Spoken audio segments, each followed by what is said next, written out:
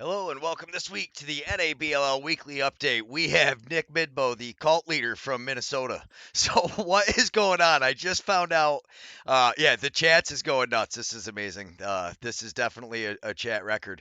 But Nick, you guys traveled well. It was obviously not the outcome you wanted, but what an exciting championship game. It feels like I think this was the best championship game we've had for the NABLL as far as competitive. Like it went right to the end. It was just wow. It was excellent. So thank you for bringing the team that you brought and making it such an entertainment game.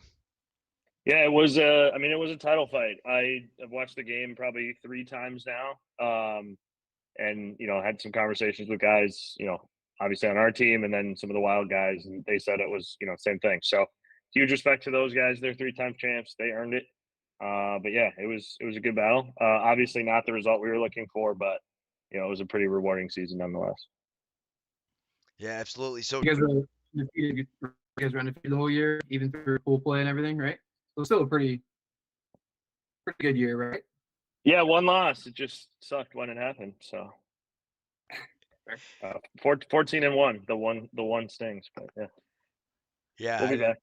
I didn't actually even realize that. So I do have to say though, guaranteed win night. And that game was closer than you were expecting. I mean, what was going through your mind as you're getting down to the wire in that game? Because I do enjoy the smack talk, but I have to say, like when I saw the score of that one, I was like, "Ooh, It was guaranteed win night, not guaranteed blowout night.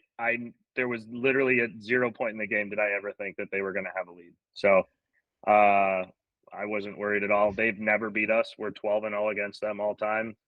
They've played 2 games within a couple of goals, but yeah, and then we blew their doors off in the rematch. So I never worried about it. but I think you were on the show during that game. I think we were tracking it. We were just like, uh-oh, Midboe. Like, that was during the show, Yeah, right? no, it was. I'm sure there were a lot of scoreboard watchers praying on the real Kings downfall, but whatever. We'll have some other fun stuff. We've been doing the theme nights, so this is the 3rd year we've done theme nights. We've done a couple, 2000s night, emo pop punk night, guaranteed win night was maybe I don't know. Some people weren't as happy with that one, but just trying to find new ways to get people in the door, get people excited about it. We have this has been a really interesting year. So I kind of talked about like it was a super rewarding season despite the outcome.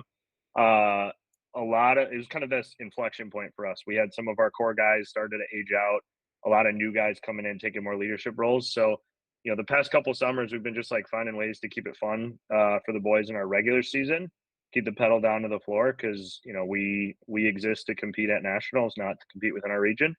And so, the little things like that, I feel like make it more fun for everyone. What yeah, do you think made that step for you guys? Because you guys have been a perennial Final Four team. Like, even back to the IBLA days, you guys have always competed at nationals. But what do you think made you guys kind of take that next step? Because, I mean, not only did you make the national championship game, but, I mean, at various in the games, a lot of people thought you guys were running away with that thing. Or not run away Yeah. with it, but I thought, Yeah. seal the deal. No, for sure. So yeah, we've gotten close a lot. 2 third-place finishes, now 2 second-place finishes, a 5th-place finish. We've always said since we started the program, our goal is to be, known as one of the, premier teams in America and to compete for a national championship. This year before the season, we said that is no longer the goal. Like that box has been checked. Our goal is to be the best and to win the national championship. And so for the first time, we had our entire roster, like all 34 guys, committed to that goal from the start of the season. So we failed. I mean, we did, but it was still the best season we've ever had and the most fun season I've ever had with this group.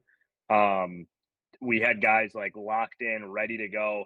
Every single step was a building block towards ultimately showing up at nationals with as many of our guys as we could, and then going on a run there. This was the first season where we've ever had regular practices. So we had, once or twice a week, we were getting guys in our actual rink, not just at like a public park. We had a bunch of other guys step up, like in terms of, kind of leadership roles, like I mentioned, kind of sharing some of that load, taking it off of my back. If you guys didn't know, I moved to Houston partway through the season. So I wasn't there for the second half of our year. So we had a lot of guys stepping up into big leadership roles, coming together. And I think guys just made it a priority. Like we realized that, we're super lucky to have something we can continue to do after college, after a lot of people hang it up. So everyone really did buy into that fact that like some guys are using it as a tool to get a look on, make their college team, become a starter on their college team. Some guys have aspirations of playing in the NLL. Some guys have aspirations of playing, senior ball up in Canada. Other guys just don't want to give it up. But for whatever everyone's reason was, we were all pulling the rope in the same direction this year. And like again, we put it on the table from our first team meeting. This is what we're here to do. And the guys bought into it. I mean, I think you guys saw it like from watching us at nationals. I still think we had more fun than anybody else did that weekend. The boys were all rowdy. Nobody touched booze till Sunday afternoon. Like we were there for one reason: we wanted to drink the beers out of the trophy. We've watched almost every game either at the hotel in someone's room or at the rink. We're pretty rowdy up in the crowd, and like the guys were there for one reason, and unfortunately it didn't work out. But I do think it was a big step in the right direction, and like you said, Tim, like solidifies us as we've arrived, and that's the next hill for us to climb. I gotta Yeah. say though, so you guys, probably better than any other team I've seen, have brought in some young guys that have stepped up huge. So I remember Andrew Williams was the goalie the first year you went to nationals. I don't know if he played for you the second year. Maybe he did, but He did not. No, he was out. So he plays in that Colorado College Box League. Super great goaltender. He actually played going back to the IBLA days as an underage player. He played for that Freeze team. They're the only team in Minnesota that's beat us 3 or more times. I think we lost 4 or 5 to them. Great goalie. So he played for the Freeze that first year of the NABLL. We brought him as one of our 3 players, and then he played Colorado NCBS this past 2 summers. We got him his games. We had a doubleheader down in Iowa, so he made it up to those to get qualified, and then we took him. It's been kind of fun. Like we've had goalie's been the only thing that we haven't figured out, but we've got a kid that I think now is a part of the team for real, and as he is aging out of that other league and juniors eligibility and all that, we hope to have him for many summers to come. It's a yep. great goalie. No, so I remember him from that first tournament. He was the U21 goalie at the time, with Dempsey being his partner, is how I kind of Yep. talked to him and checked him out. But no, I mean, to see the difference in what he played in that first year to that second year, a hot goalie can win you a tournament. I mean, he's facing, I don't care what anybody says, those wild guys. I think what makes that wild team so good is their lethal accuracy with their sticks. They pass better than anybody else, I think, and they shoot better than anybody else from farther out. And I think Williams really kind of he did better than most of the guys. I've got a couple of kick saves of watching him get across the crease. But no, I love getting to watch these guys come back. And then you got a couple of the young guys. I was looking forward to Gus. Unfortunately, we didn't see Gus. He must have been off fighting grizzly bears. Looking at the chats, I think he was push mowing the lawn and then decided to beat up a grizzly bear or something, is what the chat said. So he Sounds but right. he wasn't there for that. But I mean, you're young stock of guys. Where are you finding all these young kids? You guys got college ins? Is it high school ins, or is it just a bunch of crazy people who see what you're building and say we're coming? So I think that's the most interesting thing is we've had exactly what you're saying for the first time of guys who maybe they came to games as a fan or they've saw us on highlights on social media or whatever. We had a couple of those guys, especially from outside the metro. So 2 kids that come to mind: we had a guy come down from St. Cloud, which is about an hour 20 north of the cities. We had another guy come up from Rochester, which is pretty far southern Minnesota. So like the brand is growing. We've had a couple more of those, but it's also been interesting too, because like there's a lot of kids that I've coached at whether it's club, high school, whatever, or now other guys in our team have coached, and so we have that kind of like second generation that has seen it, that knows it, that kind of look up to like some of our big guns, and they're chomping at the bit to get their touches, put on their points. So that's been a lot of fun. Like it's getting weird now being kind of one of the older guys on the team. In my early 30s now. We've got kids like literally closer in age to my kid than me now.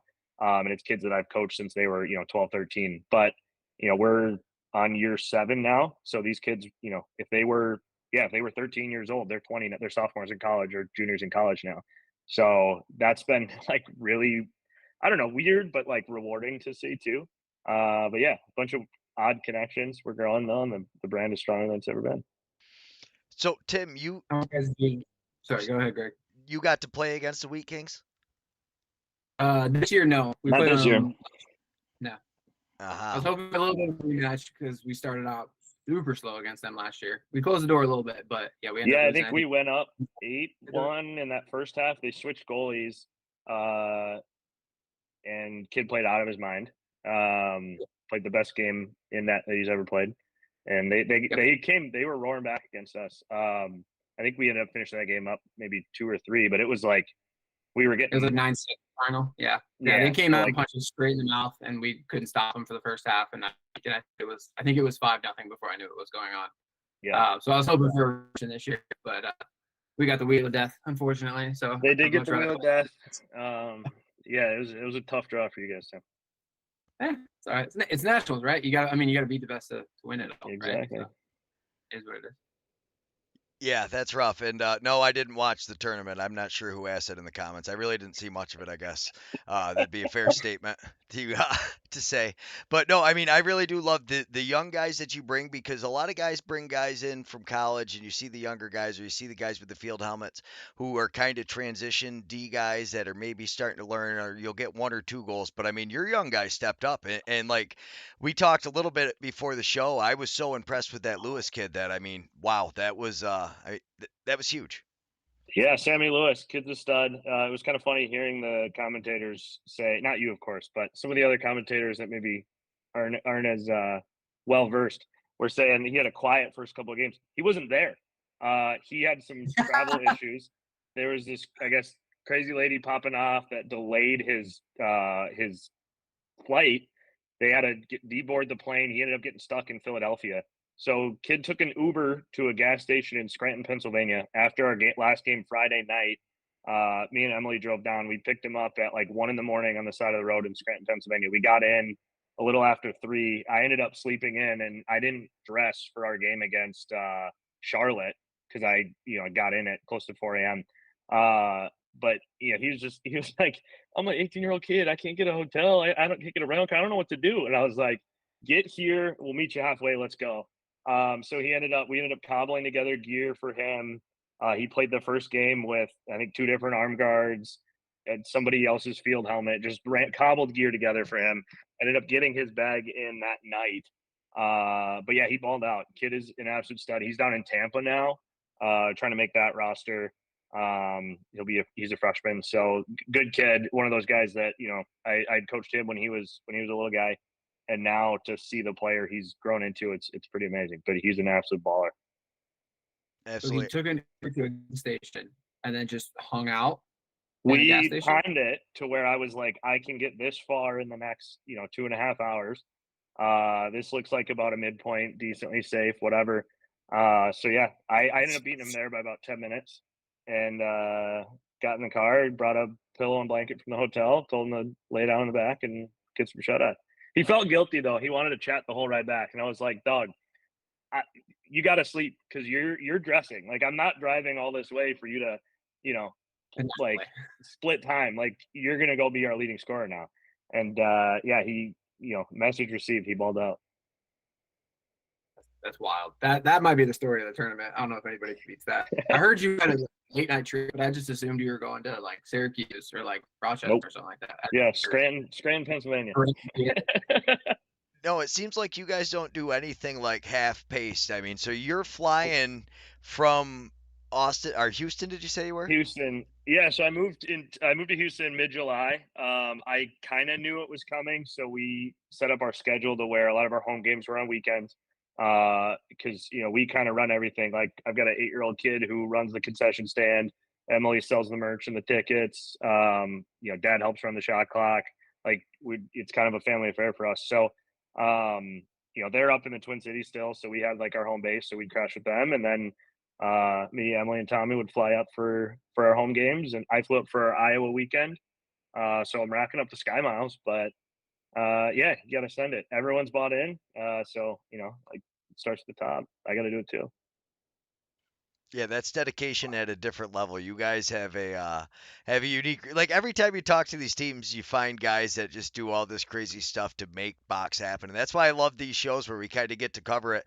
Gus was honestly my highlight of the tournament last year, watching him play as a 17-year-old, so basically the same age as my son going through. And to get to see him play in it, and then the young men you brought this year, and according to my sources, we got to talk about Foster. Where did you find this kid? What is his Yeah. deal? Yeah, so Foster, he's a Minnesota kid. Played for Ryan Ward, one of the former Swarm guys, legend. This guy's won gold medals. He's was in NLL for a while. He coached high school up here, Eden Prairie High School. But yeah, so he was playing high school lacrosse up here. He's at Marquette now, kind of like an attack midi, just offensive weapon. He had reached out and said he kind of wanted to give box a try. Some of a lot of his teammates up at Marquette play, so he ran with us, and he was dedicated too. Like you said, like guys not going halfway. I mean, he comes in, he's in the best shape of anyone on the team. He's arguably talented, most talented, or one of the most talented guys we have. But he was, coming 30 minutes early to every practice, coming late, texting me, asking questions when he's watching film, hitting up Corbin, asking questions to him, talking to our goalies to see, how he could be more deceptive with his shooting. Like, the guy really bought into the box game, and he was the first guy to ask, hey, can you send me a diagram of our offensive systems? Can you, give me some drills I can do on my own? Like, he really came in and acted like he was the worst guy on the team, with like his level of dedication. And the guy's, he's going into his last year at Marquette. Guy's an absolute stud. He's going to put up big numbers there. Like, he didn't need to do any of that, but he's committed. He's the type of guy we want to have. Like, those are the exact guys that I think are starting to now gravitate to us and the guys we look to get. So he's a great example. You mentioned Gus, another great example. We had him for the regular season. Unfortunately, he was stuck at West Point. He couldn't get off campus. He's at Army Prep right now. I don't know if that's still considered a plebe, but he's in his first year up there. So, I guess the U.S. government didn't want him to come play nationals, but he was chomping at the bit. I know he had probably bugged his coach asking if he could get out for at least at least for Sunday, because it was like down until Saturday night. We were talking about the chance of him maybe driving out. And it's drivable He's like, too. That must have it's made it worse drivable, because, yeah, like, you're at that point, you're only like what, 4 hours yeah. away, 4.5, 5 hours. Yep, and he would have done it. And since you last saw him, he's probably put on, 20, 25 pounds. He won the state high school of the year player award up here. He's better than he's ever been. He dominated again this past summer, the games he was able to make it to. So, we're looking forward to it. I'm hoping we lose a couple of those guys, or like lose them, lend them out to some teams north of the border. I think a lot of them, Gus is still junior age. He's trying to get on a junior A roster somewhere, or, even play junior B and flex up. So we're kind of working the connections for him. And then Foster, same thing. He's got aims of playing at the next level. So he's talking about playing some senior ball, either senior B or up in BC or Ontario somewhere, knowing he's got to start, he's got to start somewhere, cut his teeth, but he's the type of guy who'll do it. I mean, honestly though, that senior B. So I watch a lot of the President's Cup because we cover Can-Am and everything, and uh, there's pros on up and down the rosters Yeah. on every team. Oh, I for mean, sure. you're shooting on Christian Del Bianco in the I mean, look at senior B. look at Ladner's roster. They had 11 pros on it. Like, they're unbelievable. So, and that's the thing too with him is he doesn't expect it. He knows he's got to earn it. So he's like, yeah, we'll work the connections, get where he can. And we'll still get him his games. I'll be flying up next summer, so we'll have to have a couple of double headers. So we'll get him and Gus down for their games. We'll get a couple of other out of town friends in, and we'll make another run at it next year. So you plan on just flying always? That's what I was just. I can see Tim's like, wait, you're gonna fly again? I got to do the home games. So at least 2 weekends, and then we'll see. But I had a really good opportunity to come down here with my day job. Opportunity I couldn't pass up. It was the right time. I've got a kid he's now a third grader, so right time to move. Before he gets too settled. And you were kind of just ready for what's next down here. But I've got my forever satellite there. I've got family in the area still. And I've got, 34 guys and, their wives and kids and their families too that, will welcome us back with open arms. So, like I said, the Wheat Kings, Wheat Kings family's never been stronger. Sammy was like, when I picked him up, he was like, "Oh man, like, can't believe you guys did this." It was like, dude, Kings help Kings. Like, that's what we do. And like, I know that I get that back as much as I give it and then some. So I couldn't do it without my guys. I know they're in the chat going nuts right now. But like, yeah, I mean, I said it after the national championship game. Like, I'm absolutely heartbroken. We failed, but I'd still rather be us. Like, our crew is special. So but yes, to answer the question, I'm not. There's going to be no Minneapolis Wheat Kings of Houston or Houston Oil Kings or whatever. I still plan on doing it until maybe the league will send down the you must live within 1,200 miles of your home rink rule or something. Nick Midboe rule. We'll call it the Nick Midboe rule. Until that happens, I'm doing it, man. Yeah, but do you got any plans to shop around? I know we were talking before the show. You said you've been in some pickup games and stuff like that. Like, are you going to try to shop around or kind of spread your knowledge? Because I mean, the league could use a team in Houston. Don't get me wrong. Yeah, for sure. I mean, I'm open to it. There's a couple. There's starting box down here. It's a very different game. A lot more field inside. But it's getting better. Now there's enough goalies, which is obviously, like, I mean, as you know, Tim, that's the biggest hurdle anywhere is people with real goalie pads who want to play goalie. So we have that down here, helping out and, trying to get youth box started. So working with some clubs down here. So we'll see. I mean, Tommy needs a place to play, my 8-year-old. So we'll still build something up for him. But yeah, I mean, that stuff's fun, but like this is my group up in Minneapolis. I got to look at the bylaws. I don't think you can coach a team and play for a team in Minneapolis. That also might rule. We might have to write that one. Yeah. Okay. Yeah, we'll have to look at it, but you can advise and consult, but you can't coach. The only thing is I don't know where they would play because like there's a couple indoor soccer facilities here. I thought there would be more just because the weather sucks most of the time. It's either pouring or 110 degrees. So I'm a little surprised at how difficult it's been to find some indoor facilities. But I mean, as my network grows here, I'm sure there's some hidden gems out there. And yeah, you've got team in Dallas, team in Austin. Mambo are basically driving through Houston. So yeah, we'll see. How far is Houston from New Orleans? Probably, I don't know, 6 hours maybe. All right, maybe a little bit more. Six hours. Yeah. Because Dallas is 3-ish hours north, west, mostly north, but northwest of here. St. Austin's 2.5-ish hours away. So we're pretty far south. But if you're coming from New Orleans, you'd probably take I-10, that interstate coming across. So yeah, I mean, I know a lot of the Mambo guys, they're beauties. That program, it's been cool to see that program grow. Hopefully they take the next step too. Yeah, but I mean, I think a lot of, like you talked about earlier, though, you're getting a lot of these kids that you coached as, really young guys. And if you don't have that youth infrastructure, I don't think you can ever expect to have more than a year or two. Like maybe you can bring in guys, but you see it all the time when teams try to fill things with free agencies. It just doesn't work out unless you have those homegrown talent, because the goal scorers and the guys, like you said, your young kids are going to try to go play elsewhere. You need to fill teams with like the transition guys that just, and you guys have just stud after stud after stud athlete, and Corbin Tao, like some of the best knowledge. I mean, we haven't even talked about him on your team yet, and I'm sure like anybody else covers it, that's the first guy they're talking about. For me, as a parent of young men who are pretty close to that age, I love watching these kids go out there and play against men, and to be able to see like Corbin Tao pass the knowledge down to those guys. I get to see Neil Paulus do it with the Yeti.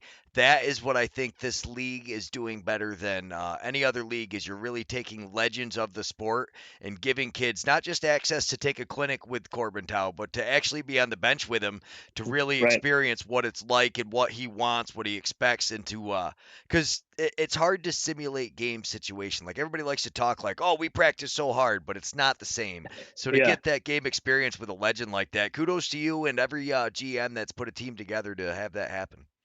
No, big shout out everyone across the country. Tim, big shout out to you guys on the board. I think you guys have done a great job of getting those resources like in a digestible, accessible format. I know Neil's done a lot of the Coaches Connect things. There's drills that are out there on the site. There's a ton of good resources there. We're super lucky to have Corbin be as into it as he is. It's really cool too because he's kind of a quiet, mild mannered guy off the floor, and even as a coach, he coaches kind of a I don't know, or coached not the best high school up here. We kind of we give him a hard time that he just did it for the real estate connections, but he's like a pretty calm guy. And then you get on the floor and we're in nationals and he's screaming, he's sprinting off the floor, he's doing all and he's intense. And there's a reason he was in the league for as long as he was. There's a reason he's like I mean, as good of a player as he is, he's insane. But guys see that, feed off of his energy. Again, they see the top dogs hustling for loose balls, sprinting back to the bench, whatever. And it's contagious, man. And so he's obviously a wealth of knowledge, but the guy's a competitor too. And that's been really fun is everyone kind of chameleoning or molding to that. Because he raises the level. He really does. Yeah, I mean, and when you talk about the team, we still haven't mentioned Will McKinney. I mean, here we are 30 minutes into the show, and he makes my favorite highlights every year. Just he's so smooth, he's so lengthy, Dunk the on him. way he gets up over and dunks on it. I mean, I don't know. It's special to watch him. I love guys like that. They have a very flowy style that when they're, Yeah. I love it. Once I see him pick the ball up and flying down the floor, I'm like, oh, I hope he gets behind the net. Because you Yep. never know. He's so long that he can reach either side. So when he comes over the top, the goalie's basically got to guess and pick a side because he's a freak athlete. He just floats through the air, Yeah. glides, make it look so easy, and his hands move it. Yeah, I love Well, watching and it. he's a great example of, again, the type of character of guys we want to have. He, on every team he's ever been on, has been the guy with the ball in his stick who's scoring the goals. Nice cup. Love that. But on our team, we ask him to be a D transition guy to get a couple shifts of offense when he can trap a guy or if he sees an advantage. But he is used to being the guy who puts up 4 goals, 2 assists, and has the ball in his stick the majority of the game.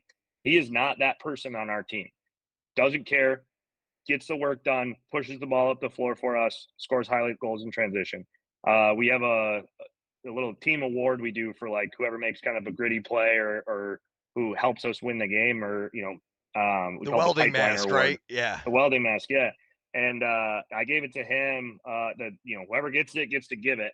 He had, I think, 0 points. Didn't have he was kind of bummed about the game he played. He might have had an assist, but he helped us. And when we went back and watched the amount of times he caused turnovers in transition, got tough loose balls, cleared the ball, passed it, ended up getting a second assist that didn't get counted, or a third assist. He did so many things in that game that helped us win, and that's just he just puts the mask down and gets to work. The kid's a baller. On any other team, he would be the person with the ball in his stick, but that's not the role we ask him to play, and he buys in. No, that's Yeah, huge. he's an absolute menace to play against. I remember playing you guys last year. He's on the D floor. He's long, he's lanky, and no disrespect, he's kind of a smaller guy, eye tennis wise. Yeah, he's scrawny. We give him shit for it all the time. Yeah, he's a twig, man. But he's deceptively strong. That's what I'm saying. He popped the guy this year. Downs on him. There was a play last year. He came around the net and he was going for a dunk, and I hit him, and I was shocked at how hard he was, even in the air. Everybody went through the net. You guys all hit so hard. I made a highlight of that one. I loved it because you could tell you were expecting to just kind of be able to push him right back through. Yep. He was expecting to go right through you, and the goalie was just standing there trying to hold on to it. And it was like a train collided over the top of the goalie. I loved that highlight. That was a pretty good one. Deceptively strong. He's working on it though. We're trying to bulk him up a little bit. But yeah, he's an absolute warrior. Very much a inner circle Wheat Kings guy. We're super lucky to have him. Yeah. So, I mean, where do you fill the rest of your roster? So, I don't get a chance to see most of, the guys that are really the grit guys. I see the goal scorers. I see McKinney who gets to make the transition. Williams making the save, though. Where do you find the heart and soul of your D and the rest of your guys that are passing around? Where does that group come from? It's kind of a mix. So we've got about half are, long time, they've been with us 3-4 summers or sometimes more.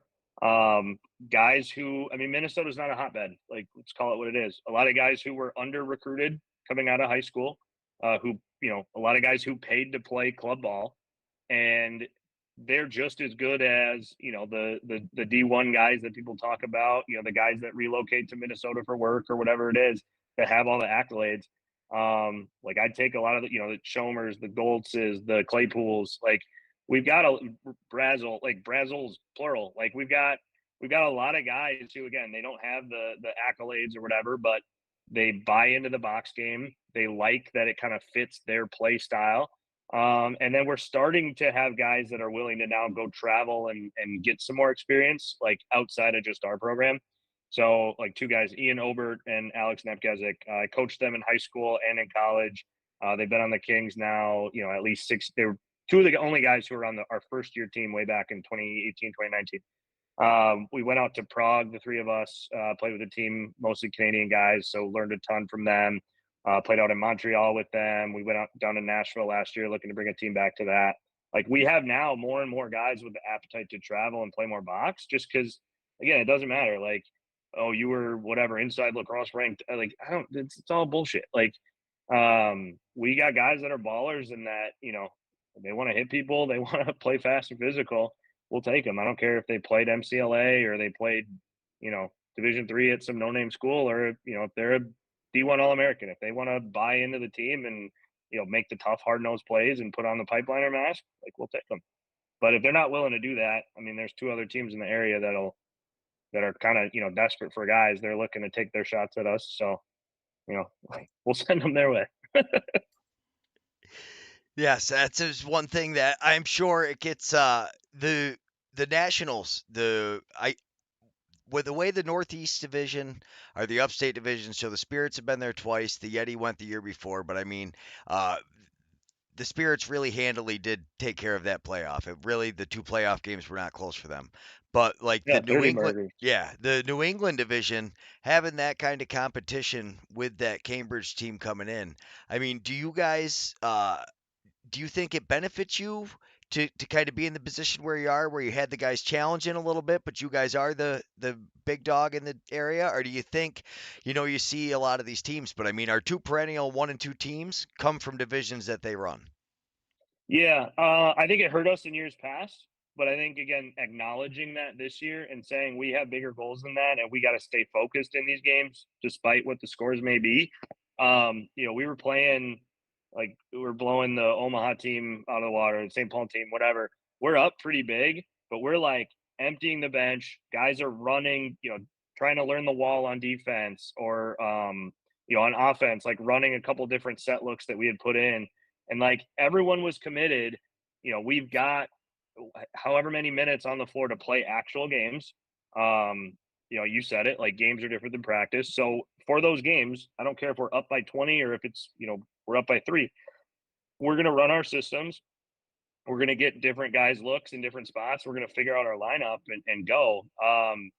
But I think before we acknowledge that, it was tough. Like I do vividly remember in the first 2 years of the NABLL, we went out to nationals and like really played for some of our guys their first box game ever, like their first actual box game where like we didn't just out talent the other team. You know, especially last year, you know, that first game against Pool Play, like playing against Big Dave in net. And we've got guys like Gus who are used to just sweeping over the top, picking his spot. He hits it every time. And he's like, I can't score right now. Like, I don't know what's going on. And like having to work, you know, to get into the middle first, or having to get to those tougher spots, and like, you know, playing against good defenders on, you know, that Collar City team or Nashville or, you know, Thousand Islands. Like for a lot of our guys, it's like their first real taste at it when they get to nationals. So we're trying different things to build that out earlier in the summer, so there's not that like shock when they get to nationals. We did an inter squad scrimmage. We called it the hardest game. We played hard style music. That's why. No other reason. But Sure. yeah, we split the guys vets and then young guns, and we scrimmaged, and like it got pretty intense for, you know, just like a inter squad scrimmage. And like we had refs. We treated it like a real game. We had we had about 16, 17 guys on each roster.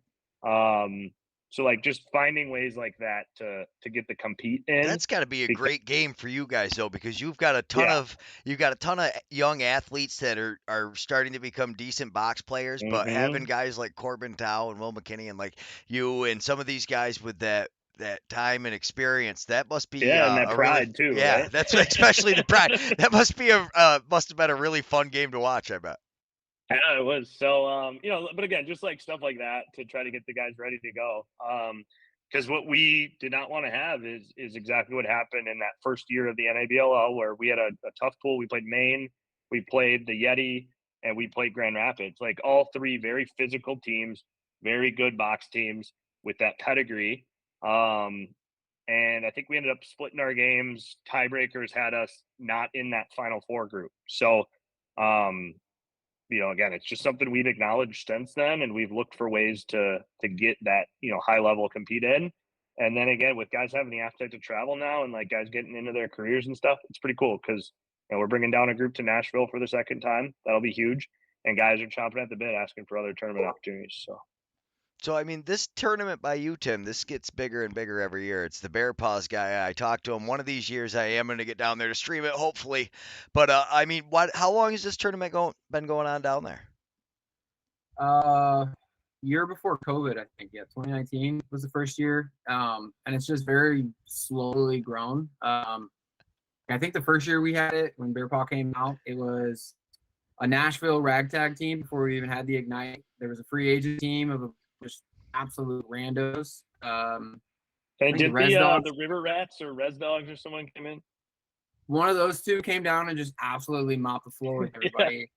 And then I think there was like a random team from like even an IBLA team, like just a group of guys trying to play box lacrosse, like maybe like Cleveland Demons.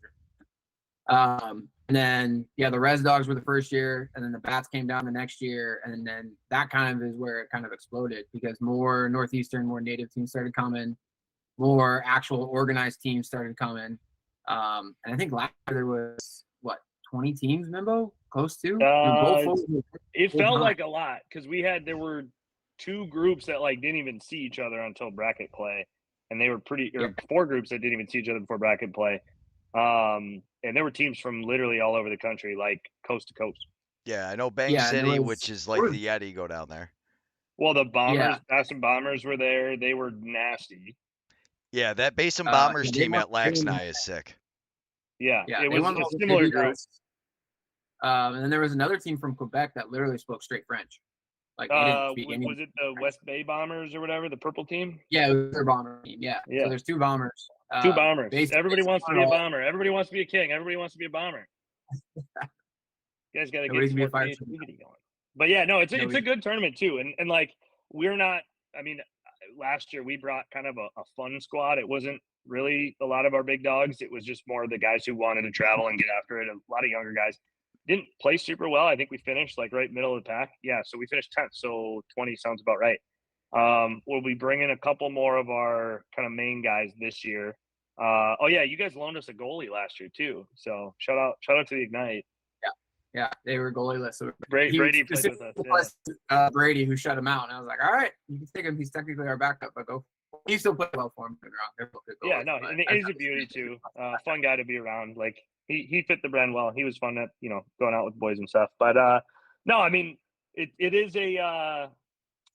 the city gets you though. Like those Sunday games are hard. Yeah, I was gonna say a fun team at Nashville sounds like you had a bunch of college age kids and a bunch of young men who wanted to go out and never been to Nashville before, and they're like, "Oh, we'll get to play some box lacrosse in between. Yeah, let's go check it out." Yeah, it's almost the opposite of last night, where the game get better and more competitive as you go. It's the first 3 games are super hard competitive, and then everybody starts drinking. Yep. And then other than like maybe the top 4 teams who are starting to take it seriously, everybody else is just trying not to die, pretty much. Because you're outside, and like one year was super hot because it's Nashville. You don't know you're gonna get the fall. So like one year it was like 90 degrees the whole time, and then and then one year it was like cold and wet. Yeah, that was 2 years ago. It was I think the wind chill was like 10 degrees the whole time. So like you wanted to get on the floor to start moving. Like guys were playing in hoodies. So you never know what you're gonna get. At least it's covered now. The places they used to have it at wasn't covered. So But I think that'll be part of our schedule. We've got, my alternate captain, AJ, Barry for the brand. He's probably half the comments in here right now. Pretty he amazing. Said it best at nationals. Like, he was like, I've got Nashville to go out and have fun. Like, he was bed at 10 p.m., like drinking waters and Gatorade the whole time. Like, he didn't even think about beer for nationals. He's like, I've got the Nashville tournament to go out and get after it. Like, it's part of our schedule. It's fun. It's fun for different reasons. It's still good lacrosse too, obviously, like some of the teams we mentioned that come down for it, but it is definitely the whole experience of senior lacrosse. We're lucky it's in our backyard, so we use it as a recruit, but also as like a practice. But it's a good recruiting tool for the brand, for any team, really, because you get a couple good games in, probably get one game that you can just goof around in, just based off of who shows up and who you get for full play, and then you can go out with the boys and you have a good time. And the Nashville boys know all the spots. So. Yeah. So definitely pick up one local guy. You're like, hey, we need a goalie or something. You're looking for one local. Yeah. Everybody's calling Tim. They're like, hey, I just need a guy. Oh, what do you need? Just the most fun guy to hang out with. We don't care. We don't care what he plays. He can be a goalie. He can be the door operator. We want the guy who knows all the spots. We're charging this year $50 free agent. You got a long soccer style. All right. Well, I know actually we have a hard out today at 8:45, but I do have to say, Midboe, I have absolutely I enjoy the shenanigans. I know a lot of guys don't always like them, but from my perspective and watching the young guys that you brought to nationals and seeing how excited they were when they score goals, like I love that. Like when guys turn around and they're jumping in the air, your face off. We haven't even talked about your face off guy yet, too. I mean, in that Thomas Nelson is incredible. But not only so, I think one of the best things about Joe Nardella is he doesn't just win over 50% of the faceoffs. He wins the important ones. And it seemed like every time you needed that kid, he was winning them and getting down the floor and smart to know, when to take the shot, not forcing things, when to pull out, and kind of, just seemed to be the complete package of the faceoff guy. I mean, you guys really did have a bright spot in every issue. You could see why you guys made it to the championship game, though. I mean, everywhere you look, you guys just have talent. Yeah, no, T. Nelly's a dog. I coached him in high school. He was a backup goalie. Our face-off guy got suspended. He's like senior All-American kid. So he's like, oh, I'll do it as a little freshman. And he's a stud, NCAA percentage leader. He played out in Prague when he was studying abroad there last fall. He's a stud. So we've got the right guys. I mean, they're not just good players. Like, they're incredible guys too. So I love our group, and I think I've said this before, but like, got shitty news for everybody else. We're not going anywhere, so we'll be back. Yeah, that is one thing. Is a lot of these teams, the NABLL, you take a couple of older guys and you're recruiting young guys. I think if you're going to have a successful team, you got to keep the young men coming, and that is one thing that you guys have brought every year consistently to nationals is a new young crop of scorers. Whereas some of the other teams, we see a lot of the same names and faces. I expect the Wheat Kings to do good. I mean, the real question is can anybody knock off the Wild? I mean, they really do have the dynasty right now. I mean, 3 in a row. They are the only team to host the NABLL championship. Yeah, and we got, a taste of it, like played a good game with them, but that's a hell of a team. Insane shooters. Brian's, an absolute stalwart back there. They got guys that can play O&D. Like, they're a little funky at times. Like, they play kind of weird, but like, they play it's like their brand. No other box lacrosse team. Yeah, and I mean, they're incredible. So we know we'll see them back too. This year, I mean, you guys went toe to toe with them, but like this year was this year. I don't think they got worse. I think the competition got better. Like they played some closer games than they have in the past, where there were parts in the games, like their Cambridge game. I think we were playing Grand Rapids, and the Grizzlies game was tight-ish with them. Yep. Yeah, they ran away with it towards the end. They started shooting lights out towards the end, but this was a year where there were parts of games where you were watching their games and you were like, "Uh-oh, Wild might lose this one." I mean, there were times in the third, especially with you guys going back and forth, and you guys had the lead at one point, right? Yeah, like, we did. I don't think we ever stretched it to 2, but we were trading goals for a while. Yeah, but you guys, they were kind of, you would score, then they would score to catch you, and then you would score, and they would catch you. So I don't think the Wild are getting worse. They're continuing to get better, but I think this year was a testament to the league, you guys especially, of just closing that gap of now they actually have something to worry about. Yeah, instead no. of winning by Yeah, what, and 10? like, you know, I know we're almost at time, but like watching the other games, like the league is in a great place. It is the best, you know, senior lacrosse we've had in America. And like that's just the sampler of the teams that made it. So, you know, I know some of these other regions are getting closer, but the teams we had there, like top to bottom, you know, there was like a little bit those top 4 teams. It kind of became clear relatively early in the weekend, but like if a goalie got hot or whatever, like all 8 teams were pretty legit. Yeah. And it wasn't just 1 or 2 guys carrying, too. It was like the whole team knew how to play box and was there to play box. I honestly think the highlight for me as far as that goes was the Wild had to play every game. Like they could get away with Yep. their shooters before. They had to actually play a lot. Like you would see a lot of times they would just let Brian make the save. They would launch it down to the offense, and they had I don't even know how many transition goals with Tinney running out that front door. But to watch the systems that they're playing now and the pressure and getting a guy that stays up from defense onto the offensive side, it was a lot of fun for me. I can't wait for next year. I'm already looking forward to it. Actually, I believe this is the last NABLL show of the season. Yeah, we'll do a Nashville show or something like that for the Bear Paw tournament or something like that. But yeah, this is the last. Oh, Yeah. a live Nashville show. Let's go. In person. Oh, Get him to get me down there this year. I could always use when is it though? I might have something. I don't even know. November 15th. yeah. Actually, we don't have anything in the calendar for November. Yeah. I'll lean on Ken. I'll twist it on a little bit. We'll do a live show live from the outdoor barn. Yeah, tell them it'll be great. It'll be everything they ever thought it'd be. It's amazing. Blue Squatch will take it to the next level down there. Everybody will be going out. But yeah, no, it's been a blast. Midboe, thank you so much for what you're doing out there. Thank you for bringing all these young men to this. And really, one thing I think is not said often enough is really the appreciation for all the hard work. Your family, your wife, and your son, they are hilarious out there. She might be one of those. She's one of those. It did not take very long to figure out who came with you and what team she was on. It took a minute at Yep. first because she talks a lot of crap to you and your players when you guys mess up. She's intense. But I mean, that's why I love her, and she's right here with me. Flying up for games. She was flying up for games, running the door or running the table. You said She stayed with my parents for about 2 weeks so she could run our home games. Yeah, I know she's all in. So Tim, the cult is strong, man. The cult is strong. We got it. We got a good crew up here. The cult is strong. On that note, everybody have a good one. Thanks so much, everybody. I really appreciate all the work. And if you're not in the Minneapolis Wheat Kings cult yet, you will be soon. I promise. That's how he is. Have a good one, everybody. Thanks, fellas. Appreciate you.